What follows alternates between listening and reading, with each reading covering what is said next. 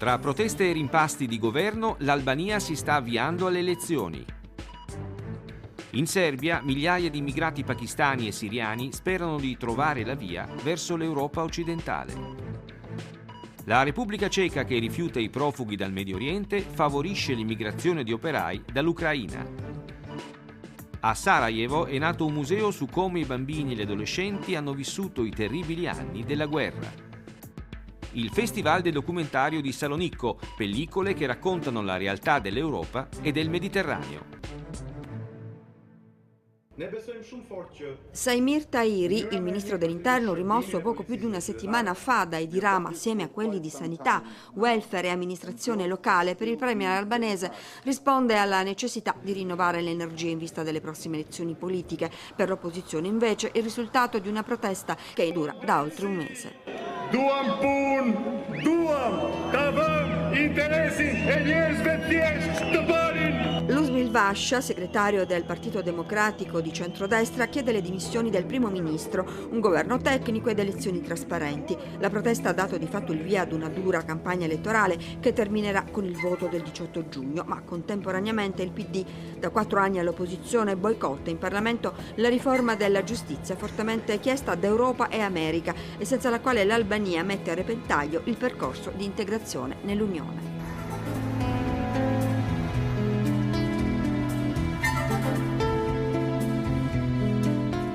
Per gli osservatori internazionali, quello che renderà credibile la riforma della giustizia è il cosiddetto vetting, cioè la selezione delle credenziali per gli oltre 800 tra giudici e procuratori albanesi, al fine di scongiurare corruzione e conflitto di interessi, parenteli imbarazzanti. Proprio l'Unione, appena 4 mesi fa, aveva dato parere favorevole a che i negoziati per l'adesione a 8 anni dalla richiesta presentata dall'Albania fossero avviati, ma condizione imprescindibile per Bruxelles era e resta la realizzazione di alcuni necessari traguardi, la riforma del sistema giudiziario e la garanzia di elezioni parlamentari libere e giuste.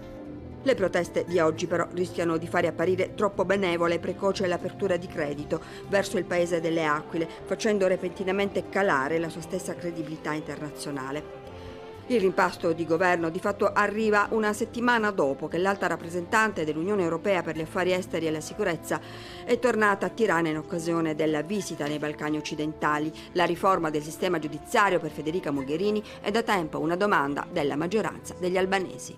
Sono stata molto chiara nel dire che coloro che cercano di ritardare o diluire le riforme chiave stanno mettendo a rischio l'integrazione nell'Unione.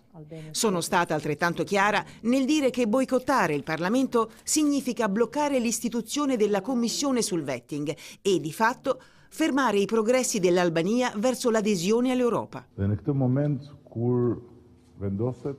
In questo momento in cui si decide il destino dei negoziati con l'Unione Europea, stiamo iniziando ad attuare le riforme nel sistema giudiziario e l'attuazione del vetting.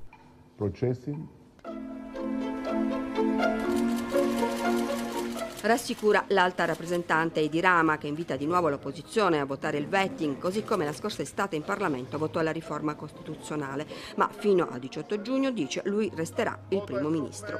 Un clima politico difficile in cui il centrodestra accusa il governo di essere un'oligarchia corrotta e il governo accusa il centrodestra di creare caos per fermare il cambiamento. E mentre il Partito Socialdemocratico di Edi Rama allestisce gazebo a sostegno del vetting in tutta l'Albania, il PD nella grande tenda impiantata davanti al palazzo governativo allunga ogni giorno la lista delle richieste, finanziamenti trasparenti in campagna elettorale e il conteggio elettronico del voto, e all'invito di Rama e dell'Europa risponde. Non ci sarà nessuna trattativa, nessun negoziato. Ci sarà solo un incontro per definire le dimissioni di Edi Rama e la nomina di un governo tecnico fino alle elezioni. Non si placa la polemica tra la Turchia dell'autoritario presidente Erdogan e i governi di Olanda e Germania. A scatenare la diatriba, la decisione di non permettere a esponenti del partito di Erdogan di tenere in Olanda e Germania comizi a favore del referendum per cambiare la Costituzione turca, promosso dallo stesso leader. In Olanda la decisione ha provocato anche scontri in piazza tra la polizia e immigrati turchi seguaci di Erdogan, che ha definito nazisti i governanti di Berlino e ha poi accusato l'AIA di essere corresponsabile nel massacro di Srebrenica del 1995, in cui i serbo-bosniaci assassinarono 8.000 musulmani. Un massacro che non fu impedito dai caschi blu olandesi che dovevano proteggere l'enclave. La polemica non sembra comunque aver condizionato le elezioni parlamentari in Olanda.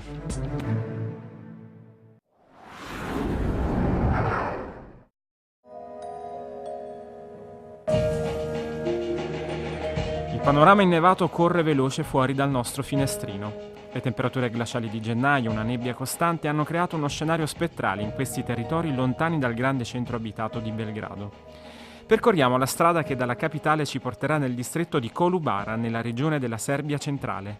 La nostra meta è un piccolo villaggio, Bogovača. Qui vogliamo visitare uno dei centri di accoglienza aperti dal governo per dare assistenza ai migranti arrivati negli ultimi mesi. La struttura è della Croce Rossa e con l'emergenza è stata riaperta dal Commissariato dei Rifugiati della Serbia. Quando arriviamo ci rendiamo conto che la situazione è ben diversa dalla condizione disumana dei migranti che vivono nei pressi della stazione di Belgrado. Il posto è isolato, ma le 250 persone che qui si trovano sono seguite 24 ore su 24. Metà degli ospiti è composta da minorenni, quasi tutti sono con le rispettive famiglie, ma ci sono anche ragazzi non accompagnati. Una volta entrati veniamo avvicinati da un gruppo di bambini. Dopo le fatiche di un viaggio lungo, settimane se non addirittura mesi, questi bambini non perdono il sorriso e soprattutto la voglia di giocare. Qui lo possono fare anche grazie ad alcuni componenti di Gruppo 484, un'organizzazione non governativa che segue in Serbia alcuni progetti rivolti ai rifugiati. In questo caso l'obiettivo principale è il benessere psicosociale delle persone, soprattutto dei più piccoli. Proviamo ad aiutare queste persone a superare alcune paure con l'obiettivo di guardare avanti, al futuro. Giochiamo con i bambini, insegniamo loro alcune cose, proviamo a renderli pronti per una vita normale. Quindi non abbiamo un approccio medico come magari si fa con le persone stressate. Li aiutiamo a farsi forza. Si tengono lezioni in inglese e in tedesco, la squadra è composta dunque anche da traduttori che parlano arabo e farsi per aiutare i ragazzi. 6 giorni a settimana i volontari fanno avanti e dietro da Belgrado, dove ha sede Gruppo 484. Il numero fa riferimento ad alcune famiglie di profughi che nel 1995 avevano trovato rifugio in Serbia dopo la fuga dalla Krajina in seguito all'operazione Tempesta dell'esercito croato. Ad aiutarli all'epoca, insieme con altre persone, Jelena Santić, famosa ballerina serba e attivista per la pace che si oppose al governo autoritario di Milošević. Il gruppo originario aiutò pochi anni dopo anche gli sfollati del Kosovo e si strutturò in organizzazione anche grazie ad alcune donazioni dall'estero. Oltre all'assistenza diretta vengono dunque organizzate alcune attività formative con lo scopo di inserire al meglio i migranti nel contesto sociale serbo. Ma quali sono le difficoltà finora riscontrate? Chiaramente i minorenni non accompagnati sono la parte più minacciata, la parte più debole della crisi dei migranti, però in questo momento noi li assistiamo. Quello che è importante è promuovere una legislazione che regoli in modo più chiaro lo status di queste persone che non vogliono rimanere ma che sono rimaste sostanzialmente imprigionate. Qual è allora la strada da percorrere intanto? Sul territorio serbo ci sono tra le 6 e le 8.000 persone, che non sono tantissime rispetto al 2015, però il problema è che oggi sono qui bloccate. Il futuro delle iniziative sta soprattutto nel lavoro con le comunità locali dove si ospitano i migranti, con il mondo dell'associazionismo e con le autorità.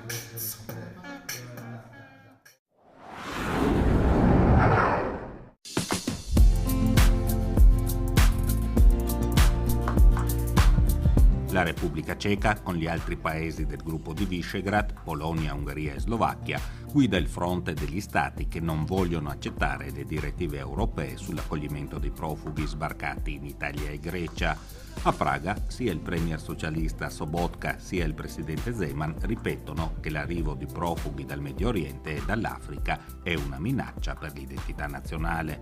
Il governo ceco però ha anche attivato una politica per portare nel paese manodopera specializzata dai paesi vicini. La Repubblica Ceca ha tassi di crescita invidiabili. Nel 2016 la produzione industriale è aumentata del 7%. Nel paese la disoccupazione è bassissima, al 5%, a fronte di una media UE dell'8,7%. Le fabbriche ceche cercano sempre nuova manodopera. Per questo il governo, su invito degli industriali, ha promosso un programma per favorire l'arrivo di ingegneri, tecnici e operai specializzati dall'Ucraina. La Repubblica Ceca ha probabilmente un tasso di disoccupazione tra i più bassi in Europa. Abbiamo una carenza di manodopera. Questo è il motivo per cui abbiamo deciso di estendere il programma avviato in Ucraina dall'ottobre dello scorso anno. In collaborazione con i Ministeri dell'Economia e delle Questioni Sociali abbiamo creato un sistema per cercare e reclutare operai e tecnici ucraini per le professioni che sono richieste dai datori di lavoro in Repubblica Ceca, risolvendo i problemi legati all'emissione dei visti e dei permessi di lavoro. Abbiamo predisposto all'inizio un programma per ricevere 3.800 lavoratori all'anno. Viste le esigenze delle imprese, abbiamo però deciso di raddoppiare questa quota. Il governo di Praga ha aperto nella città ucraina di Leopoli un consolato con 4 funzionari che dovranno istruire le pratiche per fare emigrare in Repubblica Ceca lavoratori ucraini. I sindacati accusano però le imprese di usare i lavoratori immigrati per impedire una crescita delle paghe. In Repubblica Ceca lo stipendio medio è di circa 27.000 corone, poco più di 1.000 euro. Capisco i sindacati che stanno dicendo che il datore di lavoro dovrebbe impiegare solo la popolazione locale, ma la domanda rimane: abbiamo posti di lavoro ma troppo pochi operai. Dinek Frolik è il fondatore della Linet, fabbrica che produce letti per ospedali.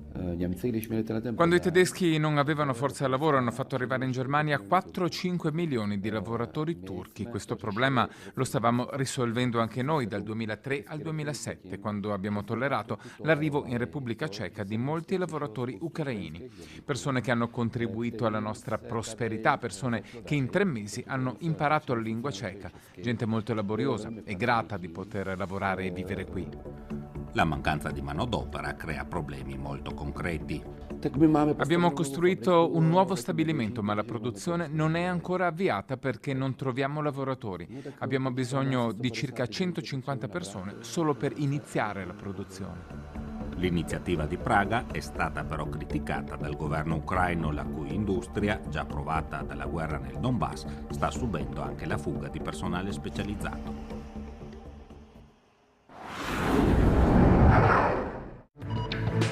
Il governo ultraconservatore polacco continua la guerra contro il presidente del Consiglio europeo ed ex premier di Varsavia, Donald Tusk. Quello polacco è stato l'unico governo europeo a votare contro la riconferma di Tusk alla guida del Consiglio europeo. Ora un tribunale ha convocato Tusk per testimoniare sull'incidente aereo in cui nel 2010 ha perso la vita il presidente Lech Kaczynski, fratello gemello di Jaroslav, attuale leader del partito populista e ultraconservatore al governo.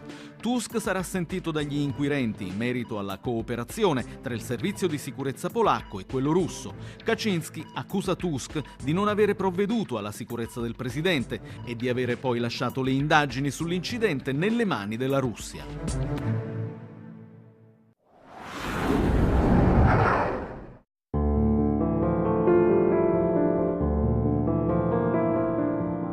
Ci sono delle scarpette da ballerina, una chitarra e una bacchetta magica.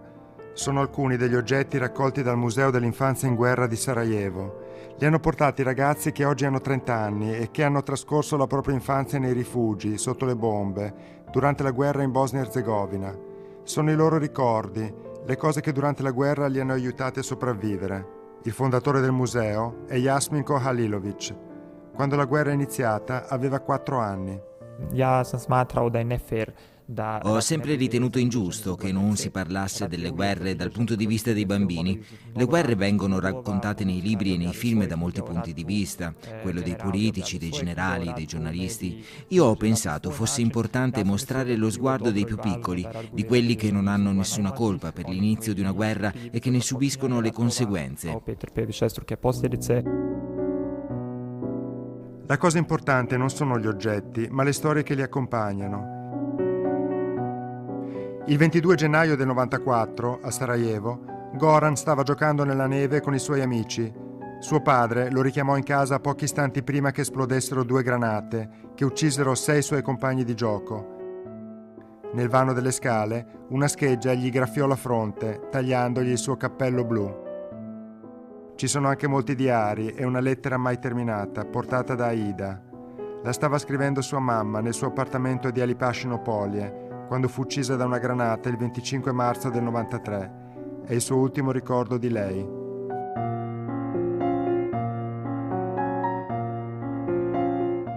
Uno degli aspetti che più colpiscono di questo museo, però, è il fatto che non vuole rappresentare i bambini solo come vittime. Questi oggetti parlano della forza dei bambini, della loro capacità di resistere, della loro creatività, della loro capacità, nelle circostanze più difficili, di creare un mondo in cui continuare a imparare, di inventare giochi immaginari, aiutandosi gli uni gli altri ad andare avanti.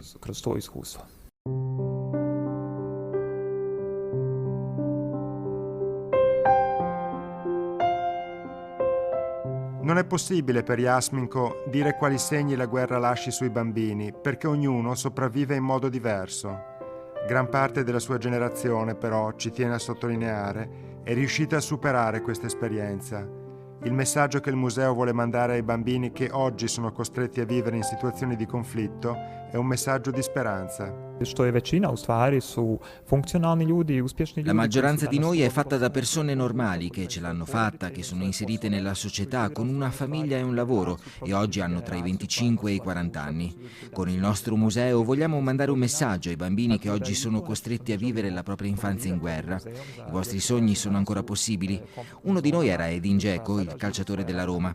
È riuscito a realizzare i suoi sogni nonostante sia dovuto passare attraverso la guerra e abbia cominciato ad allenarsi sotto le bombe. Oggi è diventato una stella del calcio.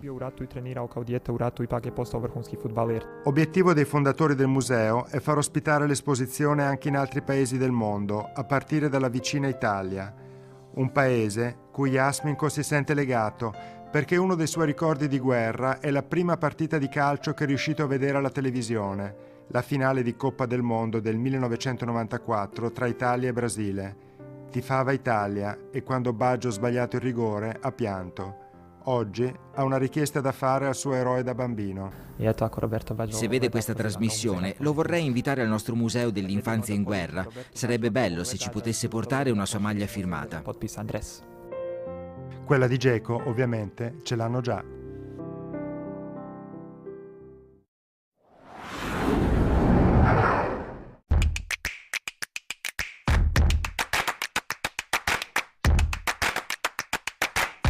Il documentario è arte, certo, ma è anche ambiente, così come anche musica e, perché no, anche gusto.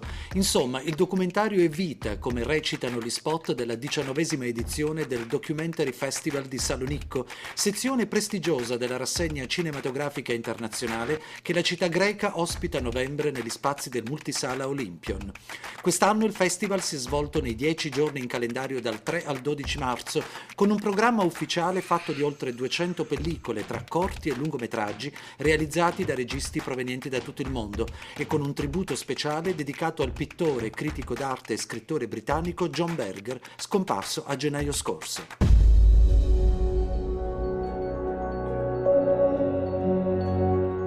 La giuria internazionale, presieduta dal belga Paul Povels, direttore della rete europea dei festival dedicati al documentario, ha assegnato il premio Alessandro d'Oro a Dream Empire del regista danese David Borenstein, la storia struggente di una donna della Cina rurale che si trasferisce in una metropoli attratta dall'utopia di un facile benessere legato al mondo del business immobiliare, ma che poi dovrà fare i conti con una cruda realtà.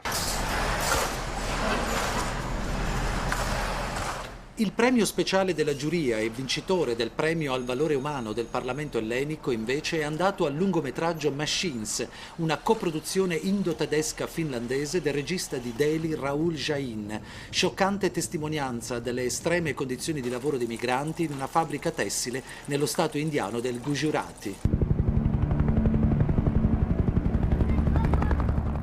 Anche quest'anno al Festival di Salonicco una sezione speciale denominata Minorities Tribute è stata dedicata a storie di uomini e donne appartenenti a minoranze di tutto il mondo che si impegnano e combattono per ottenere uguaglianza sociale e pari opportunità in un futuro migliore, a coloro che lottano per farsi ascoltare e che promuovono nuove consapevolezze sui diritti umani, come nel lungometraggio The Return del regista curdo Zahavi Sanjavi, ambientato in un campo profughi in Iraq, dove avviene l'incontro tra un'infermiera volontaria, Shilan, e una donna chiusa in una tenda che rifiuta il cibo e il contatto con l'esterno.